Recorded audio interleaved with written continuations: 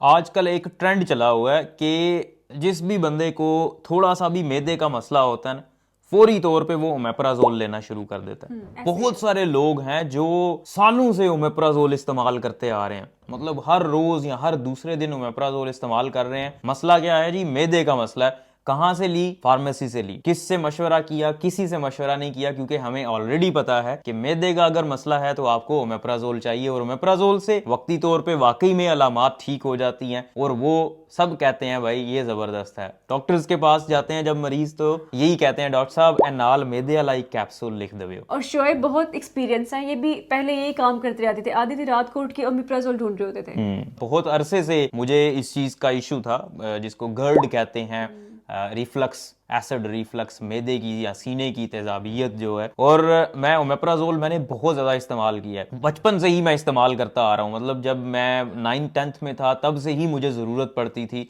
और शायद MBBS के दौरान भी मैं इस्तेमाल करता रहा हूँ।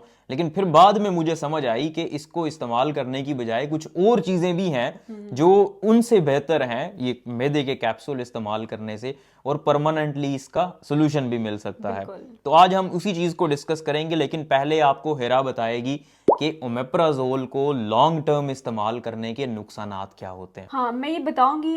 बेशक मैं डॉक्टर हूँ, लेकिन मेरी अपनी फैमिली के अंदर भी बहुत सारे लोग हैं जो ओमिप्राजोल काफ़ी लंबे अरसे के लिए इस्तेमाल करते हैं। उनको समझाओ भी तो वो फिर भी नहीं मानते। इसके बहुत सारे साइड इफेक्ट्स हैं, लेकिन ये हर किसी को नहीं होते। किसी किसी पेशेंट में ये साइड इफेक्ट्स होते हैं। मसलन इससे इंसान की हड्डियाँ कमज़ोर हो सकती हैं, ऑस्टियोपोरोसिस का मसला हो जाता है, या लंबे अरसे के लिए आपका मैदा खराब हो सकता है। इससे विटामिन B12 जो कि हमारी बॉडी के लिए बहुत इंपॉर्टेंट होता है, उसकी एब्सॉर्प्शन नहीं होती, क्योंकि ये इंट्रिंसिक फैक्टर को कम कर देता है। और इंट्रिंसिक फैक्टर जो होता है वो विटामिन B12 की एब्सॉर्प्शन के लिए बहुत इंपॉर्टेंट होता है।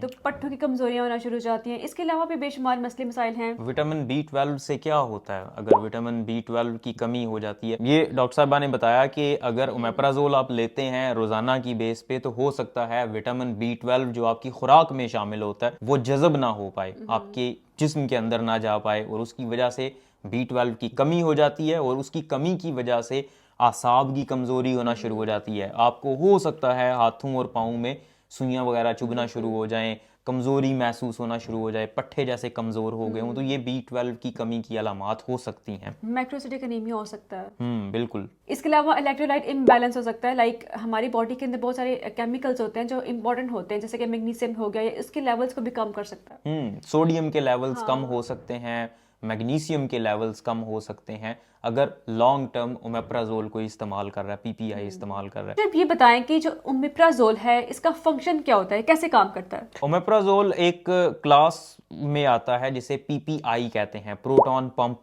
इनहिबिटर। मैदे के अंदर तेजाब बन रहा होता है, और ये कैप्सूल्स जो ओमेप्राजोल या इसी तरह के और भी कुछ केमिकल्स हैं, जैसे लेंसोप्राजोल है, एसोमेप्राजोल है, ये उस एसिड प्रोडक्शन को कम कर देते हैं। मतलब तेजाबियत को कम करने के लिए तेजाब की प्रोडक्शन को कम कर देते हैं। अब वो तेजाब आप पूछेंगे कि क्यों बनाया जाता है मैदे में, तो वो हाजमे के लिए, खुराक को हजम करने के लिए बनाया जाता है।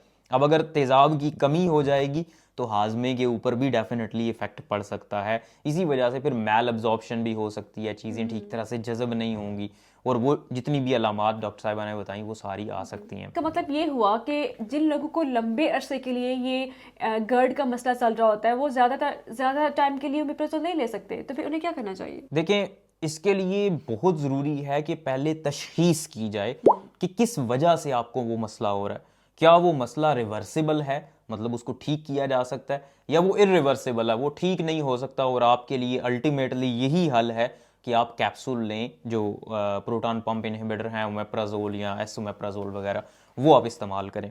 तो उसके लिए तशखीस ज़रूरी है। बहुत सारे लोग हैं हमारे पास, जो मैं रेगुलरली ऐसे पेशेंट्स देखता हूँ जो इन कैप्सूल्स के ऊपर हैं, और उनके लिए ज़रूरी है, क्योंकि उनके पास कोई और ऑप्शन ही नहीं है। अगर वो ये कैप्सूल इस्तेमाल करना छोड़ते हैं तो उनकी तेजाबियत बहुत बढ़ जाती है और उनसे बर्दाश्त भी नहीं होता, तो उनको हम अल्टीमेटली इन्हीं के ऊपर डालते हैं।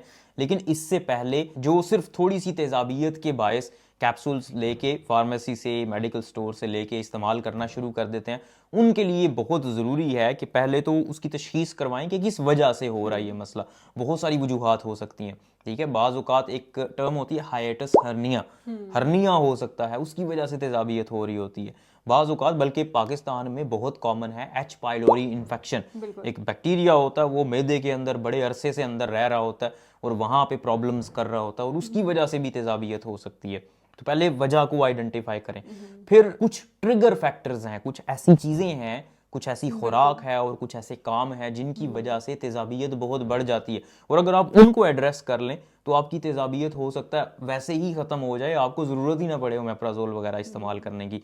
तो हेरा बताएगी कि वो कौन सी ट्रिगर फैक्टर्स हैं, मतलब कौन सी ऐसी खुराक है जिसके इस्तेमाल करने से तेज़ाबियत के चांसेस बढ़ जाते हैं। खुराक के अंदर बहुत सारी चीज़ें ऐसी आ जाती हैं जो गर्ड करती हैं, जैसा कि अदरक, अनियन, गार्लिक, कॉफ़ी, ये सारी चीज़ें भी गर्ड करती हैं। स्पाइसी फूड आ जाती है, ऑयली फूड्स हैं, तो इनको अवॉइड करना चाहिए क्योंकि ये आपको गर्ड करती हैं। बिल्कुल। अगर किसी को गर्ड का मसला है, तेज़ाबियत का मसला है, तो इन चीज़ों को कम से कम इस्तेमाल करें। या अगर आपको वो एक एपिसोड आया है कि आप गर्ड हो रहा है, आपको तेज़ाबियत हो रही है, तो आप इन चीज़ों को कम करके देखें। इसके अलावा ओबेसिटी बहुत कॉमन प्रॉब्लम है, ये भी गर्ड की वजह है।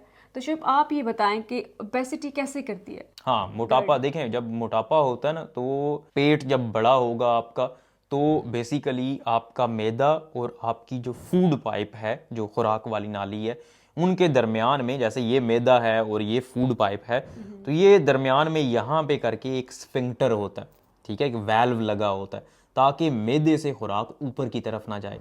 और उस वैल्व के इर्द गिर्द कुछ मसल्स मौजूद होते हैं, डायाफ्राम जिसको कहते हैं।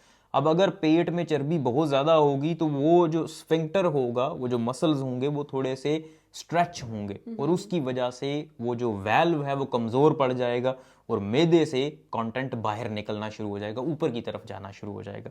इसी वजह से अगर किसी को मोटापा होता है तो उसमें तेज़ाबियत के चांसेस बहुत बढ़ जाते हैं। और बिल्कुल यही वजह है कि टाइट शर्ट्स पहनने से भी आपको गर्ड होता है। इसके लिए आप बहुत ज़रूरी है कि आप अपना वज़न कम करें। जब आप अपना वज़न कम कर लेंगे तो बहुत आसानी से आपका गर्ड का मसला हल हो सकता है। और दूसरे नंबर पे अपनी खुराक का पोर्शन, ये मेरे साथ बहुत लंबे अरसे तक ये मसला रहा है और मैंने अपनी खुराक का पोर्शन जब कंट्रोल किया है, एक तो मेरा वज़न भी कम हुआ है, मोटापा मेरा ख़त्म हुआ है और गर्ड मेरा ख़त्म हो गया। अब मैं स्पाइसी फूड भी अगर खाता हूँ, कोई ऑयली फूड भी खाता हूँ, फिर भी मुझे गर्ड नहीं होता। बहुत कम चांसेस होते हैं, हो सकता है 2 महीने 3 महीने बाद एक आध एपिसोड इस तरह का हो जाए, अदरवाइज मुझे अब गर्ड नहीं होता।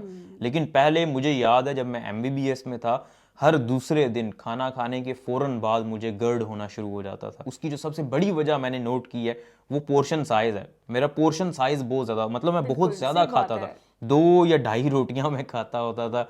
चावल अगर खाने हैं तो एक प्लेट खा के उसके बाद भी मेरा दिल कर रहा होता था। तो इस वजह से मैं तो रोटियां बना बना के थक जाती थी। दही एक बहुत अच्छा ऑप्शन है। अगर आप खाना खाने के बाद दही इस्तेमाल करते हैं तो इससे भी आप काफ़ी हद तक गर्ड से बच सकते हैं।